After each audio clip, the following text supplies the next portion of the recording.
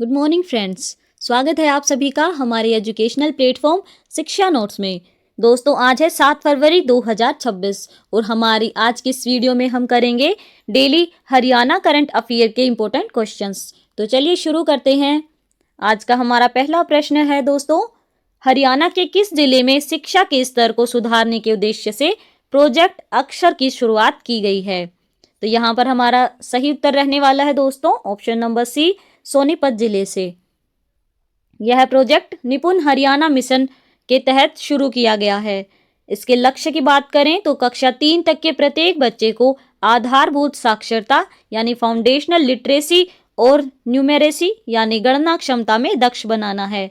इस प्रोजेक्ट का शुभारंभ सोनीपत के उपायुक्त यानी डीसी सुशील सारवान ने राजकीय प्राइमरी स्कूल बनवासा से किया। सबसे पहले जिले के कथूरा ब्लॉक को इस प्रोजेक्ट के लिए चुना गया है, जिसे हरियाणा का पहला पूर्ण निपुण ब्लॉक बनाने का लक्ष्य है। बात करें इसके विस्तार की तो पहले यह मिशन कक्षा 1 से 3 तक था, जिसे अब शैक्षणिक सत्र 2024-25 से कक्षा 4 और 5 तक बढ़ा दिया गया है। चलिए बढ़ते हैं आगे। प्रश्न है दोस्तों, 39वें अंतर्राष्ट्रीय सूरजकुंड क्राफ्ट मेले फरीदाबाद हरियाणा में हरियाणा जेल विभाग द्वारा लगाए गए स्टॉल पर कैदियों द्वारा बनाए गए कितने प्रकार के उत्पाद प्रदर्शित किए गए? तो यहाँ पर हमारा सही उत्तर रहने वाला है दोस्तों ऑप्शन नंबर बी, लगभग 110 उत्पाद। 39वें अंतर्राष्ट्रीय सूरजकुंड क्राफ्ट मेला फरीदाबाद हरियाणा में आयोजित किया गया। इस मेले में हरियाणा जेल विभाग द्वारा विशेष स्टॉल लगाया गया। स्टॉल पर जेलों के कैदियों द्वारा तैयार किए गए उत्पाद प्रदर्शित किए गए। हरियाणा की लगभग 18 जेलों के कैदियों ने इन उत्पादों को तैयार किया। स्टॉल पर लगभग 110 प्रकार के उत्पाद प्रदर्शित किए गए। प्रदर्शित वस्तुओं में फर्नीचर और घरेलू उपयोग की सामग्री शामिल थी। उत्पादों में कारपेंट्री, कढ़ाई, सिलाई, पेंटिंग, बकरी और एलोवेरा से बने उत्पाद शामिल हैं। इन उत्पादों की कीमत 30 रुपए से लेकर 45,000 तक रखी गई। स्टॉल का उद्देश्य कैदियों को कौशल विकास प्रशिक्षण देकर आत्मनिर्भर बनाना है। चलिए बढ़ते हैं आगे। प्रश्न है दोस्तों, 8वीं हरियाणा मास्टर गेम्स का आयोजन कहाँ किया गया? तो यहाँ पर हमारा सही उत्तर रहने वाला है दोस्तों option number A, Pune Maharashtra में। प्रतियोगिता का आयोजन 27 जनवरी से 31 जनवरी तक किया गया। आयोजन स्थल रहा पुणे महाराष्ट्र। इस प्रतियोगिता में पुलिस के 2 अधिकारियों ने शानदार प्रदर्शन किया। दोनों अधिकारियों ने अपने अपने खेलों में स्वर्ण पदक जीतकर प्रथम स्थान प्राप्त किया। निरीक्षक रणदीप सिंह ने एथलेटिक्स स्पर्धाओं में भाग लिया। उन्होंने ट्रैक एंड फील्ड इवेंट्स में उत्कृष्ट प्रदर्शन करते हुए 3 स्वर्ण पदक जीते। उनकी सफलता का श्रेय उनकी फिटनेस, कड़ी मेहनत और नियमित अभ्यास को दिया गया। उप निरीक्षक चमकौर सिंह ने वेट लिफ्टिंग और पावर लिफ्टिंग में भाग लिया। उन्होंने दोनों स्पर्धाओं में स्वर्ण पदक जीतकर हरियाणा का नाम रोशन किया। दोस्तों, अगर आप हमारे चैनल पर नए हैं तो सबसे पहले वीडियो को लाइक और चैनल को सब्सक्राइब जरूर कर लें। प्रश्न है दोस्तों, मुख्यमंत्री स्कूल ब्यूटिफिकेशन योजना किस राज्य से संबंधित है? तो यहाँ पर हमारा सही उत्तर रहने वाला है दोस्तों ऑप्शन नंबर डी, हरियाणा राज्य से।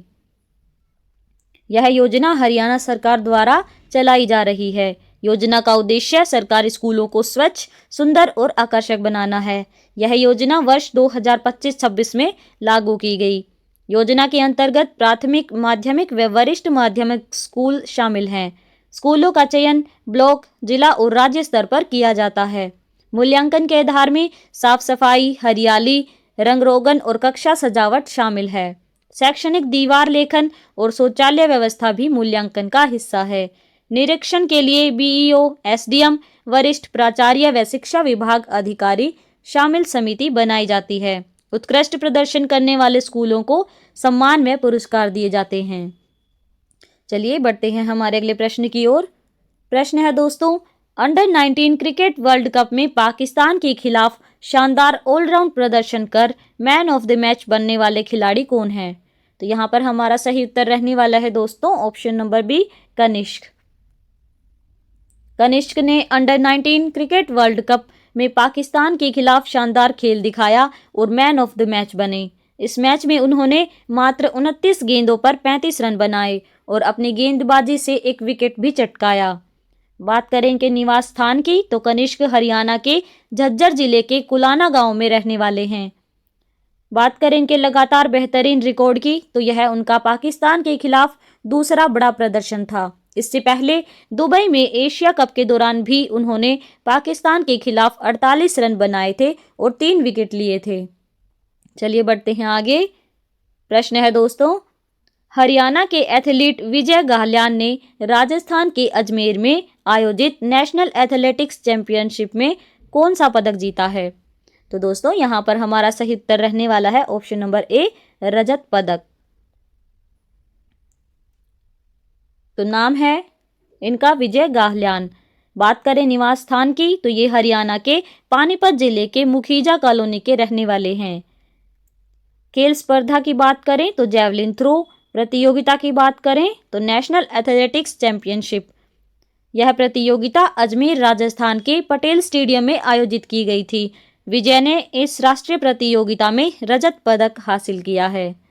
चलिए बढ़ते हैं आगे। प्रश्न है दोस्तों, प्रोफेसर आशुतोष मिश्रा ने हाल ही में किस विश्वविद्यालय के कुलसचिव का अतिरिक्त कार्यभार संभाला है? तो यहाँ पर हमारा सही उत्तर रहने वाला है दोस्तों option number B, Deenbandhu Chhoturam विज्ञान एवं प्रौद्योगिकी विश्वविद्यालय।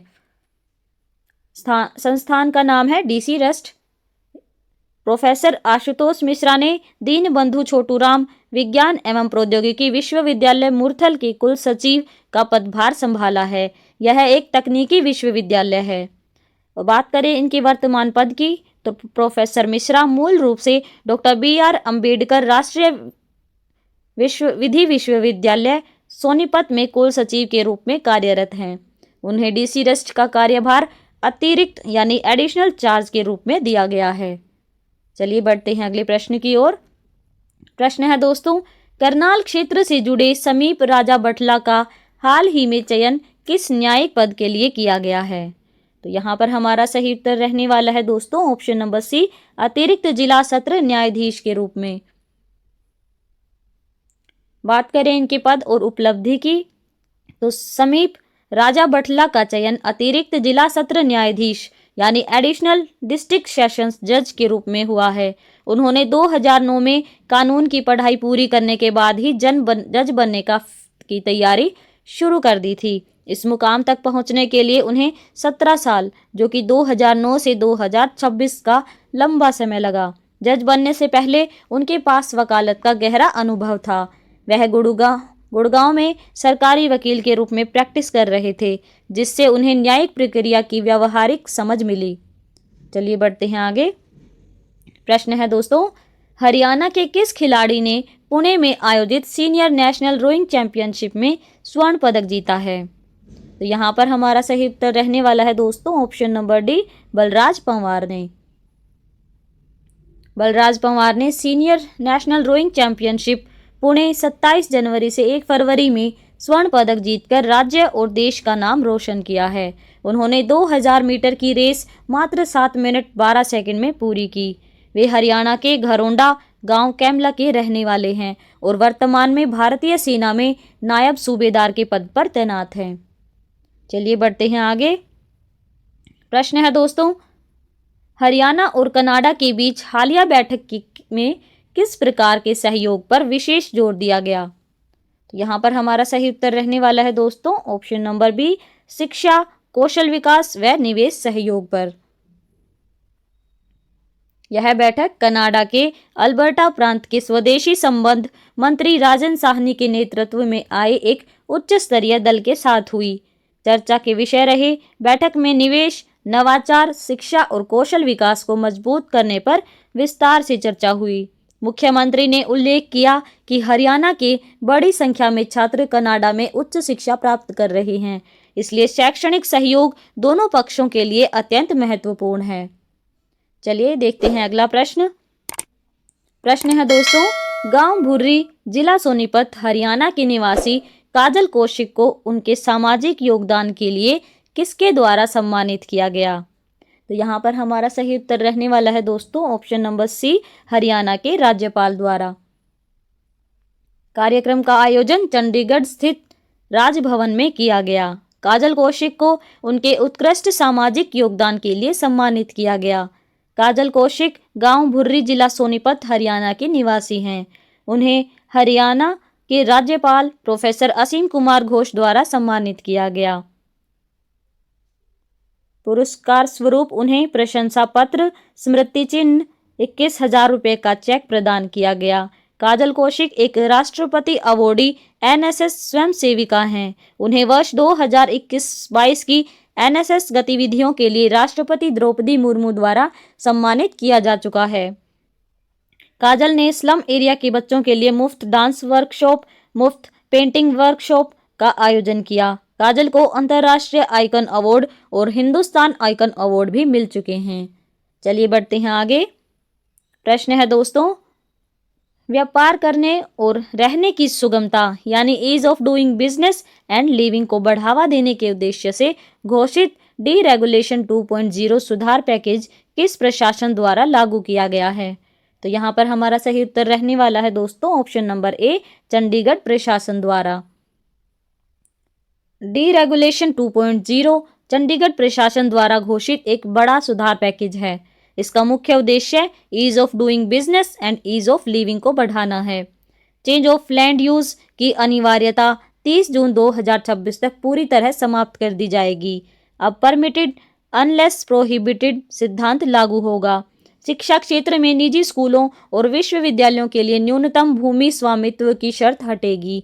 उच्च शिक्षा संस्थानों के लिए इंफ्रास्ट्रक्चर और एंडोमेंट नियम 31 जुलाई 2026 तक सरल होंगे। स्वास्थ्य क्षेत्र में डॉक्टरों की रजिस्ट्रेशन और एनओसी प्रक्रिया आसान की जाएगी। सभी स्वास्थ्य लाइसेंसों के लिए सिंगल नोडल एजेंसी बनाई जाएगी।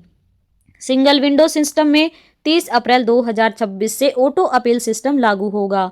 सेवा में देरी होने पर मामला अपने आप वरिष्ठ अधिकारियों तक पहुंचेगा। बिजली कनेक्शन तेजी से दिए जाएंगे। पर्यावरण मंजूरी में देरी घटाने के लिए CEAC और CEIAA की बैठकें बढ़ेंगी। चलिए बढ़ते हैं आगे। प्रश्न है दोस्तों,